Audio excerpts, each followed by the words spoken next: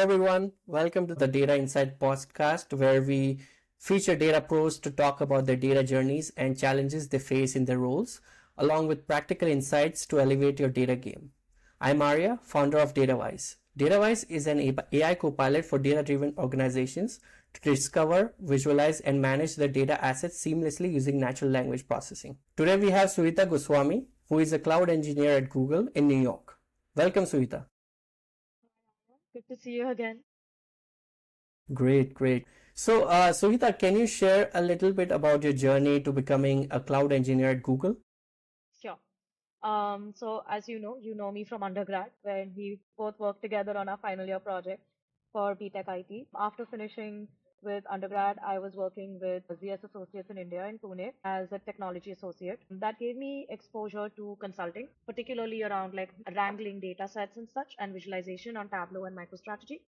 I had some exposure, I would say, particularly to pharma consulting, and then I came to the US for my master's in computer science at NYU.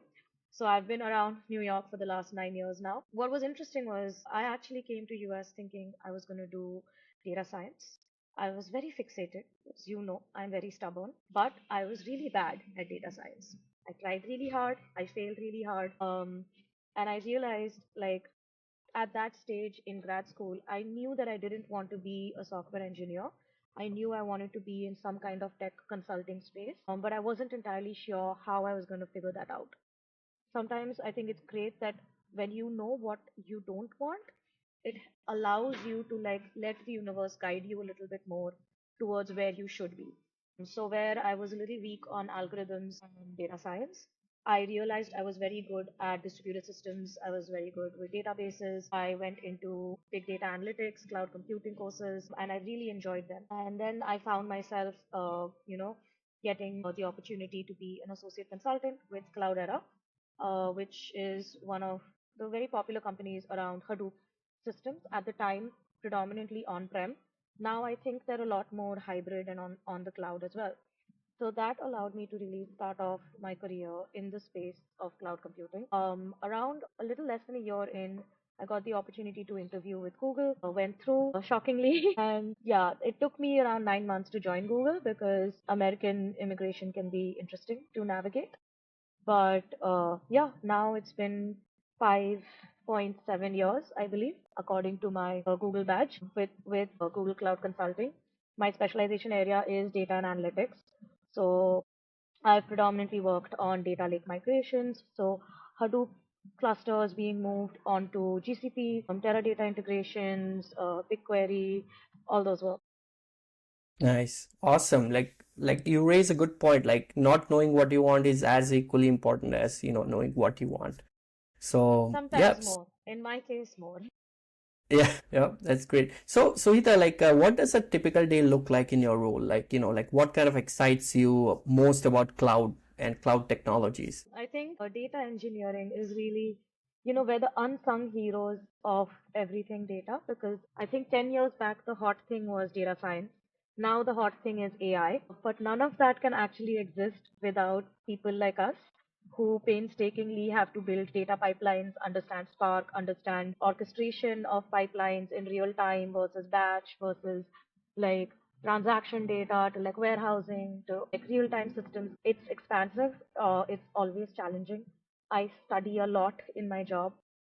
5.5 years in, I swear to God, I still don't know when I'll study less. I feel like there's always white papers, there's always labs to practice. It's just, I'm like, I didn't realize. I avoided becoming a doctor thinking I don't have to study all the time. But cloud is a very exciting space to be in because it's constantly evolving. And be it data science, be it AI, neural networks, none of those things can exist on on-prem systems anymore.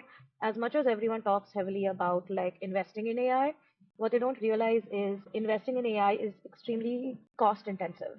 Even what people are fully actualizing, a Google search is much cheaper than an AI search.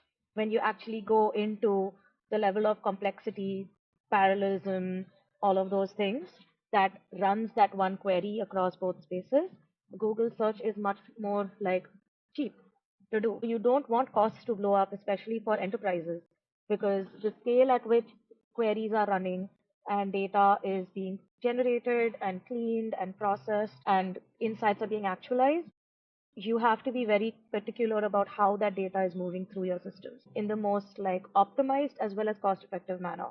And there's no solution that's like a one size fits all. So everything's a lot of customization. So in my day to day, it's usually two pronged. One is, and the primary is really the customer's needs. So when I'm on an engagement, it will usually be a lot of discovery, then design with systems.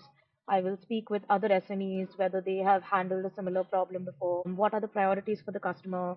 Sometimes there are trade-offs. Besides the technical depth of things, you also have to do a lot of stakeholder management, both customers as well as, say, partner company teams that might be working on execution of your designs with them. So that's a big part. The other part is generally, let's say I work with a healthcare company and we come up with what we call greenfield solution. You want to like keep track of the good work you're doing and then essentially make it reproducible so that whenever there's another customer that has a similar kind of solution that they're seeking, it doesn't take as long a lift. It's able to like Hmm. reduce the effort for the next person. So that's the part of like business asset development. It could be something coding related. It could also be just like what we call design patterns that we want to be able to make reproducible and shareable with our colleagues. And then, of course, there's the solutioning that always requires a lot of studying and back and forth and research and speaking with product, sometimes negotiating with sales, because what might have been thought is like feasible in the sales level, a lot of like iterations might go through in actual delivery. That's probably my nutshell of day to day at work. And then from that, I bike down to my business school classes in the evening. So it's like a 12-hour day for me. Wow. Nice, nice. Yeah, I mean, it sounds interesting, and thanks for those insights. I mean, that's really helpful to kind of get to know that aspect as well. So, like in your experience, like how have like cloud platforms transformed the way like companies like Google, for example, manage and scale their data? It again, like I said, like there's no one size fits all. So like every time it depends on what you're seeking. Hmm. There are often like fundamental trade-offs that people have to decide. Is it being cost effective? Is it being quick and fast? How accessible the data needs to be? Is it real time versus is it something that's more of a warehousing solution? And is it hybrid? So every time as the requirements are evaluated and prioritized, you start developing what are the pieces from cloud systems that come together. Right now, when you look at it, AWS, Azure, and GCP, the amount of services that are accessible to design things, it's like Legos. I always love Hmm. coming to Legos because it's part of like Google culture as well. We have like a Lego cafeteria as well. But I think like as engineers, like you can get one set of Legos and you can make like 15 different things out of it if you're creative enough. And that's kind of how I see cloud myself, where like you can be like, okay, I have this streaming workloads. They are written in Spark, and they're like, okay, we want to migrate these workloads into GCP, and Hmm. it could be like some parts of it could be straightforward. It could be like, okay, we're tired of Teradata. We don't want to, not to shame any of these vendors I speak of. It might be that a customer is looking to like sundown one of their vendors, right? Because they don't Hmm. want to pay for that. So they're migrating it into GCP. And then you have to kind of design and decide like, okay, what are the things that are supposed to be like hot data versus what are the things that are warehousing cold data? What are going to be the retention policies? And also then coming into an angle of governance. I myself do push for governance a lot. I know that customers tend to like push it to like, oh, you can think about this later. But there are all these components to think of. There's data security and sensitivity. Are you working with PHI? Are you not working with PHI? And then really designing like the best practices in place, as well as working with, say, partner engineers to move those things along. But yeah, all of it really comes together like Lego pieces as you go. Hmm. And sometimes you kind of have to backtrack. You might first run some proof of concepts in a dev environment, then take it to QA, obviously, as things go before everything hits prod, and Hmm. hope that it goes well. Uh, Yep. so, cloud today, especially, I would say, I actually took a break for the last 1 year because I wanted to try something different and more aligned to like business school. And when I came back, I was like, oh my God, BigQuery looks like a totally different BigQuery from what I've known for 5 years. Dataproc looks different. Everything looks different. And I think that's really, it shows how seriously all these organizations take the investment in AI, particularly in cloud, because anywhere else where they will be investing in AI, obviously a company like Google has to be first there. Mm-hmm. It's always been that some of the best research has come out of Google. So it's no surprises that like integrating Gemini and say like Anthropic's Claude, is already in motion and being pushed. And Right. really, it's on us as Google engineers to also keep upskilling. So now I'm like studying say ML ops and trying to figure out. I always knew of a term, for instance, continuous integration, continuous deployment. And under machine learning, it becomes DevOps principles change to CI/CD/CT, which is continuous employment. Sorry, let's hope for continuous employment, continuous integration, continuous development, and continuous training, Mm-hmm. which is like more streamlined towards machine learning support. Because, like I mentioned earlier, a bigger thing than just implementing AI is you want to implement it cost effectively so that Right. customers are not blowing through money unnecessarily. So Yep. that's kind of like a very important part to data engineering. And pipelines definitely operate differently to conventional data pipelines. So I Mm-hmm. think a lot of that space is what I'm now learning and studying Right. to align with. Yep. Yep. I And hope I I know you answered the talk. question.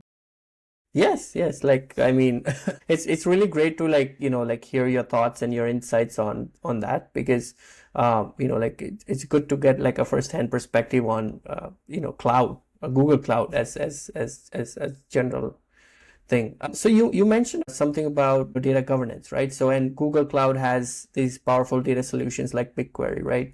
So how do these solutions align with or complement the bigger, broader goals of data governance and operational efficiency? Sure. So we also have something called data catalog, which is kind of the one stop in GCP for governance that has been expanding a lot into, the policies you want to have, the tag templates you want to have, taxonomies you want to have, as well as integrating it with data loss prevention. So I think a great thing about having a unified platform is that like our engineers work tirelessly to make it a more seamless experience for customer teams to like feel more comfortable in like operating it. And Mm-hmm. naturally as it goes, there are always like iterations and transformations with these products. But let's say you have AlloyDB, which is one of our recent products, and then of course we have BigQuery, which is very much industry standard. You could have data that's going from our AlloyDB clusters into like being in data warehousing solutions in BigQuery, and then data catalog would essentially be tracking that lineage. Mm-hmm. That's one of the ways of data governance. Now, when you think of it at scale across like different data sets and like different access controls for different user groups, based on like what they require out of it, analysts could require aggregated data, admins could require to like track who's accessing what. All of those things also have to integrate with data catalog, as well as BigQuery is very robust in terms of setting role-based access controls both at column and row level, if I'm not mistaken, as well as you can define materialized views. If Mm-hmm. if the data is not like frequently changing and is frequently accessed, then you make that decision that okay, we'll have a materialized view for like this set of user groups to access versus a different set of groups like data scientists might require to have direct access to the table more. So that's like more of a hot access versus having like cached data at an aggregate level that doesn't necessarily need to be like real time, exactly accurate to the T. And again, maybe for a healthcare company, it's for certain use cases, they're all right with like it not being urgent versus when you work with finance. That's an excellent, mildly traumatic experience. But when you work with finance, they're working with a lot of real-time data, high-frequency trading, the level of precision of assets moving around. I think like lineage in finance is probably really complex to track. I'm yet to see. That's an experience I've not had yet, but I think that would be a really fascinating solution to build to like really track how brokers are like moving across like different I recently got to work with a finance customer, so I think that's why I know all this like dark trades and like different markets and such, and really just seeing like how the numbers are changing and such. That's very exciting. I think finance use case is probably the one of the most challenging I've seen so far. I see. I see. Interesting. So, like talking about data catalogs, like if you were to advise a startup like Datawise, what advice would you give for building like an AI powered solution, that integrates well with like modern cloud ecosystems? I will say this as someone who's a data engineer doing an MBA, and you get a lot of perspective of seeing it not just from like, is this a good engineering solution, but is it a solution that genuinely creates value for a company in terms of efficiency, in terms of cost, like in terms of eliminating some sort of distress, and tying it in with the philosophy I'm trying out the rest of this year, which is less is more.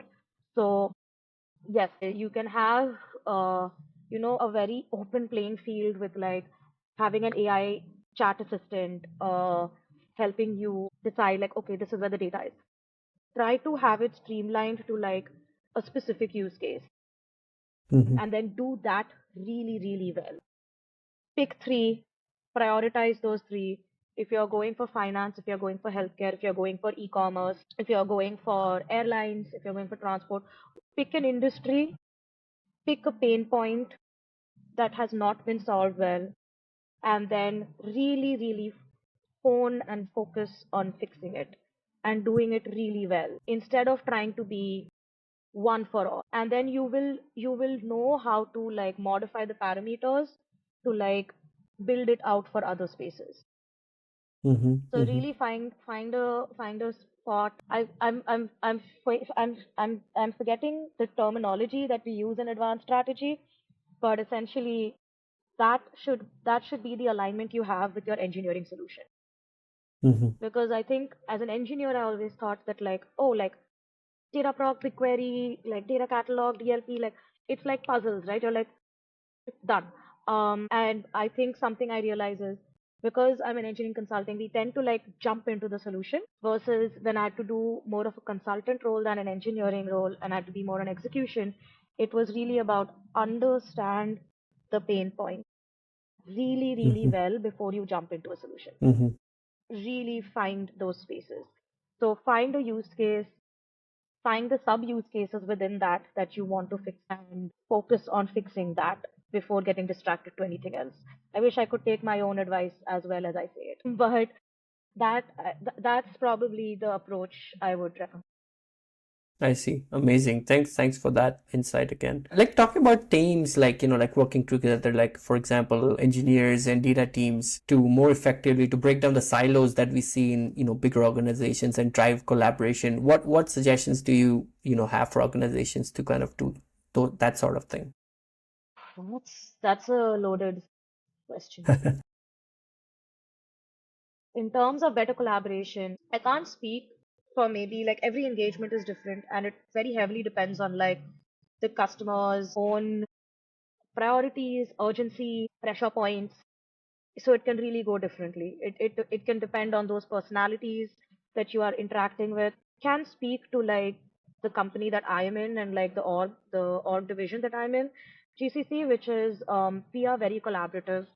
It's not an easy job to do. There's a lot of studying, there's a lot of self doubt, there's a lot of like, am I answering the right thing? Am I doing the right thing? And I think the most amazing thing is I am so fortunate, not just for the great food I get at Google New York, but like really the people I get to work with. They're so humble. I think a great way to collaborate is to really foster a culture of there are no stupid questions. Even 5 years Mhm. in, if I'm to go and ask something as simple as like, I forgot what is in memory processing for Spark, I think someone 10 years senior to me is also not gonna roll his eyes or like, make any backhanded comment at me and they'll be like, this is what it is. And I'm like, I can't believe I forgot this. And even now, my senior colleagues are like, there are no dumb questions. There's just There's just a lot. There's just always so much going on in cloud that it's important to keep yourself humble and keep yourself grounded to the fact that you cannot know everything on the spot. It's absolutely fine to like go and research and circle back. Everything doesn't Mm-hmm. have to be immediate. So I think that's a really good way to collaborate when you make it okay to like be wrong and make mistakes early on. Like it's better to like that's the reason it's so simple. Like there's so much of life we can learn from just like coding. You have a dev environment, you have a sandbox, you have a prod. Prod is the highest of stakes. Sandbox is let me try and see what happens. Dev is like let's all collaborate and have a flow to things.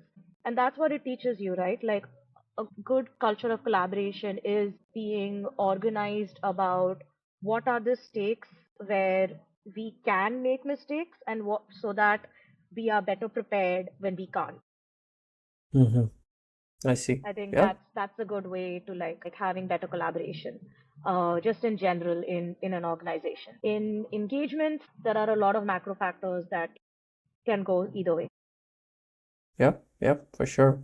Again, thanks for that particular piece of insight again. And then like, what's one piece of advice you'd give to aspiring, cloud engineers or data pros like yourself, kind of to make an impact in whichever industry they're in? Sure. I think two parts. One is aspirational, the other is keeping up. Aspirational, I do work with students over the years, as I mentioned earlier, and I always tell them if you're getting into cloud technologies and data engineering, take the courses, number one, if you're in school, in alignment with that. Number two, this is super important. I really, really want people, especially like women, to hear this. You are worth investing in yourself. Take the dive, do the certification, pay for like whatever course it is that you want to go for. Do it with sincerity, do it with some skin in the game, because then you will take it that seriously, you will study that hard, you will commit to the bit, and it will take you further. So these technologies are really hard to build expertise on.